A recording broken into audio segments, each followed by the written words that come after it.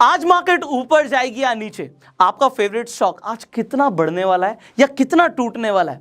आप सुबह सुबह सीएनबीसी आवाज खोल लेते हैं, जी बिजनेस खोल के बैठ जाते हैं और सुनते हैं लोगों की टिप्स और टिप्स के ऊपर ट्रेड करते हैं। भैया खुद ही पता लगा लो। आप टेक्निकल एनालिसिस सीख रहे हो, आप खुद जब पता लगा सकते हो कि आज मार्केट कहां जाएगी, आज बुलिश ट्रेंड है या बेरिश ट्रेंड है, then you can make money अपनी एनालिसिस के बेसिस पे। तो आज हम क्या सीखने वाले हैं, आज हम बात करने वाले हैं पिवट पॉइंट्स ट्रेडिंग स्ट्रैटेजी के ऊपर। तो ये पिवट पॉइंट्स क्या होते हैं? ये आपको नेचुरली ऑटोमेटिकली सपोर्ट और रेजिस्टेंस के लेवल्स दे देते हैं। इससे पहले आपने सपोर्ट और रेजिस्टेंस खुद प्लॉट करने सीखे हैं, ट्रेंड को एनालाइज करना सीखा है। तो अगर आपने वो वीडियो नहीं देखी है जिसमें मैंने सपोर्ट रेजिस्टेंस बेसिक से सिखाया हुआ है, तो आई बटन पे जो लिंक आ रहा है उस लिंक पे जाके आप पूरी वीडियो देख सकते हैं। बट फिर भी मैं आपको एक बेसिक डेफिनेशन दे देता हूं, बेसिक अंडरस्टैंडिंग दे देता हूं, जिससे आपको पता लग जाए कि सपोर्ट और रेजिस्टेंस क्या होता है। आप मार्केट में देखते हो कि भैया प्राइस ऊपर जा रहा है, बट एक ऐसा लेवल आता है जहां से प्राइस नीचे गिरना शुरू होता है। सो ये जो लेवल है, ये लेवल क्या था? यहां पे आप एक लाइन ड्रॉ कर देते हो किसी प्राइस के ऊपर, बट मैं आपको हमेशा बताता हूं कि एक लाइन नहीं होती सपोर्ट और रेजिस्टेंस, एक जोन होता है। तो आप एक जोन मान के चला करिए।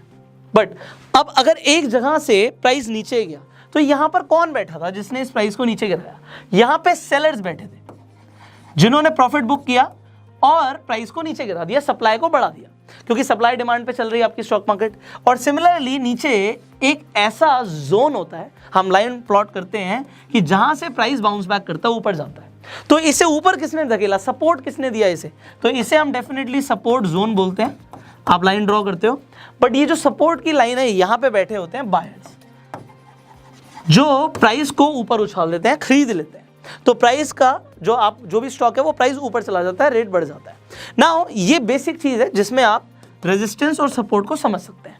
नाउ एक और चीज होती है, आप क्या देखते हो कि ठीक है, ये हमारी एक बेस लाइन है, प्राइस यहां से शुरू हुआ, नीचे गया और यहां से नीचे वो जाता जा रहा है। आपने अपना एक सपोर्ट का लेवल प्लॉट किया हुआ था ऑलरेडी, आप पहले एनालाइज कर लेते हो, उसके बाद आप सपोर्ट और रेजिस्टेंस लेवल प्लॉट करते हो। अभी हम बात करने वाले हैं आपके लिए ऑटोमेटिकली कैसे प्लॉट हो जाएंगे। तो जो पहला सपोर्ट लेवल होता है उसे हम S1 बोलते हैं, पहला रेजिस्टेंस लेवल जो होता है उसे हम R1 बोलते हैं।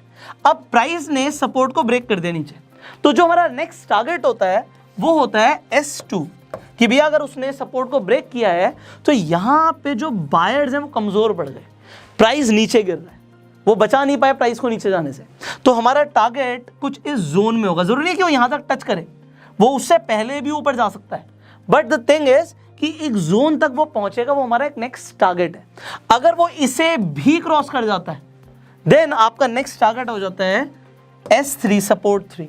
इसी तरीके से जब प्राइस आप देखते हो ऊपर जा रहा है और ऊपर जाके मान लीजिए वो यहां से नीचे आ जाता है, हो सकता है थोड़ा सा लाइन को ब्रेक भी कर जाए, बट आपको लग रहा है भैया उसने रेजिस्टेंस को ब्रेक कर दिया। जब वो एक बड़े मार्जिन के साथ ब्रेक करेगा तो डेफिनेटली वो ऊपर जा सकता है। अदरवाइज ये आपका जोन है और वो वहां से अगर ऊपर नहीं जा रहा है तो वहां पे जो आपका रेजिस्टेंस है वो बहुत स्ट्रांग है।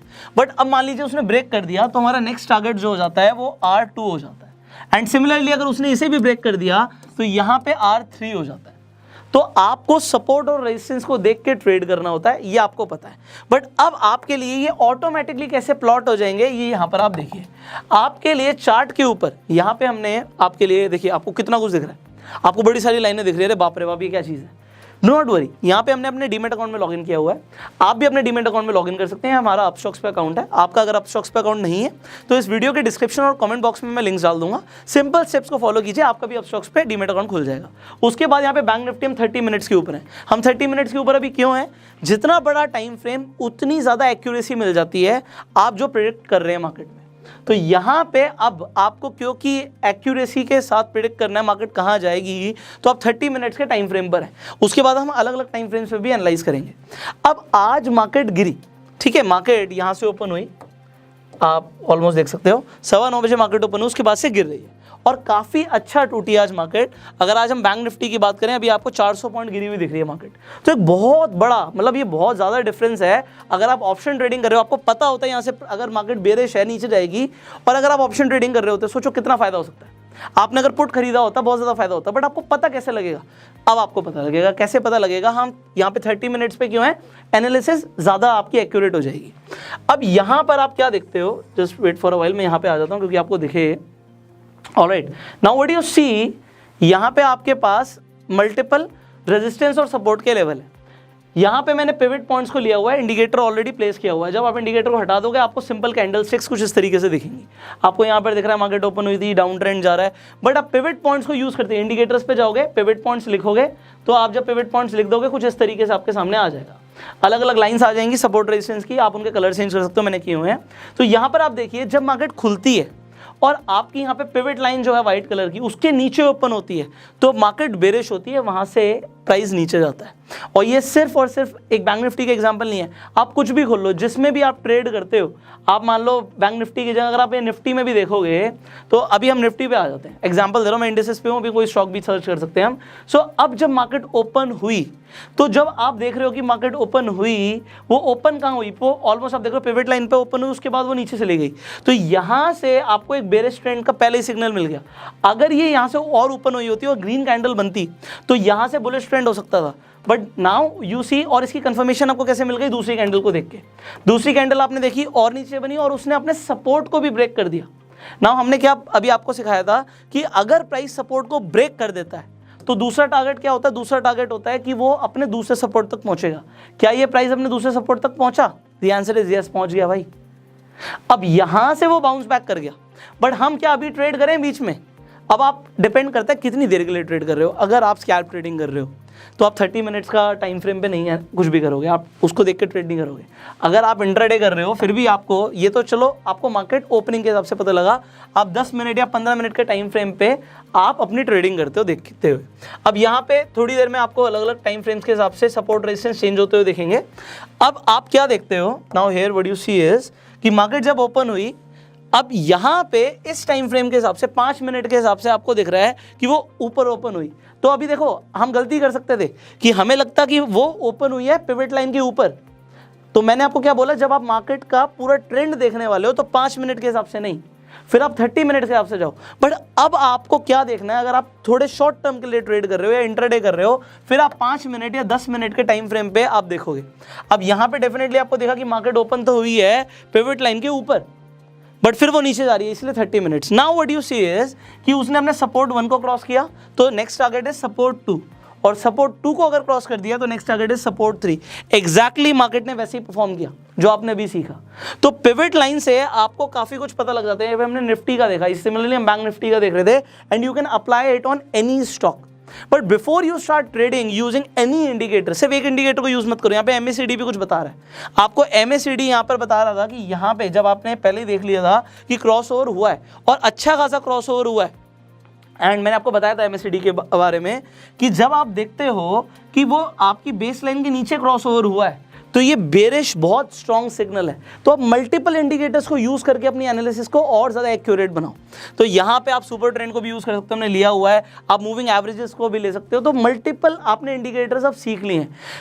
पिवट लाइंस आपको रेजिस्टेंस सपोर्ट लेवल बताती है, और ये बहुत इंपॉर्टेंट है जानना कि रेजिस्टेंस और सपोर्ट लेवल क्या है। अब देखो प्राइस जो है वो S1 और S2 के बीच में है। तो अगर हमें कैसे पता लगेगा अगर ट्रेंड चेंज हो रहा होगा, डिपेंडिंग आप कितने मिनट के टाइम फ्रेम पे देख रहे हो। अगर वो अपने यहाँ पे सपोर्ट को क्रॉस करता है, अब सपोर्ट जो उसने क्रॉस किया था, S1 क्रॉस किया था, वो उसके लिए एक रेजिस्टेंस बन चुका है। अगर वो रेजिस्टेंस को क्रॉस करता है तो प्राइस ऊपर जाएगा। सिमिलरली अगर उसने S2 को क्रॉस करके नीचे आया था बट यहाँ से बाउंस बैक किया, अब बाउंस बैक किया उसने S2 को क्रॉस किया तो प्राइस ऊपर जाएगा। मैंने इसे बहुत अच्छे से आपको सिखाया हुआ है ऑलरेडी। टेक्निकल एनालिसिस के ऊपर बहुत बड़ी वीडियो हमने बनाई हुई है, तो आई बटन पे जाके उसे आप देख सकते हो। अगर आपको ये वीडियो समझ आई तो इस वीडियो को शेयर जरूर कीजिएगा, बिकॉज ये जो ऑटोमेटिकली सपोर्ट रेजिस्टेंस ड्रॉ हो गया ना, प्ले प्लॉट हो गया है, ये बहुत इंपॉर्टेंट है और अलग अलग टाइम फ्रेम्स में आपके लिए आगे प्लॉट होता भी जाएगा। तो आपको खुद से अगर आपको प्लॉट करने में सपोर्ट रेजिस्टेंस डिफिकल्टी आती है, so you can use pivot points trading strategy. If you like this video जल्दी से लाइक कर दीजिए। अगर आपके कुछ सवाल हैं तो नीचे कमेंट्स में पूछ सकते हैं। अभी देखो बहुत सारी वीडियोस बनाना बाकी है आपके लिए, क्योंकि टेक्निकल एनालिसिस स्टॉक मार्केट बहुत बड़ी फील्ड है। It is a humongous field and बहुत कुछ सीखना बाकी है। और मैंने आपको क्या बोला कि अभी आपने जो सीखा है उसे आप बहुत सारे चार्ट्स पे एनालाइज करो। आप 30 से 50 चार्ट्स डेली एनालाइज किया करो कि आपकी जो एनालिसिस है वो कितनी एक्यूरेट है। ये नहीं कि भैया मैं अभी देख रहा हूँ, इस चार्ट को देख रहा हूँ और मैं अभी पैसा लगाना शुरू कर दूँ। स्टार्टिंग हमेशा पेपर ट्रेडिंग से करो। मैंने आपको हमेशा बोला है कि स्टार्टिंग में आते ही पैसा मत लगाओ, क्योंकि पेपर ट्रेडिंग जब आप करते हो तो आप रियल मनी से नहीं कर रहे, आप पेपर पे ही लिख लो कि मैंने एक शेयर इतने प्राइस पे खरीदा और फिर आपकी एनालिसिस के हिसाब से वो ऊपर जा रहा था, नीचे जा रहा था, कितना मुनाफा हुआ। एंड जब आपको पेपर पे मुनाफा होना शुरू हो जाए, then you can trade with real money. So अगर आप इस वीडियो को यूट्यूब पे देख रहे हैं, तुरंत सब्सक्राइब कीजिए, बेल आइकन पे क्लिक कीजिए कि ऐसी एक भी वीडियो आपसे मिस ना हो।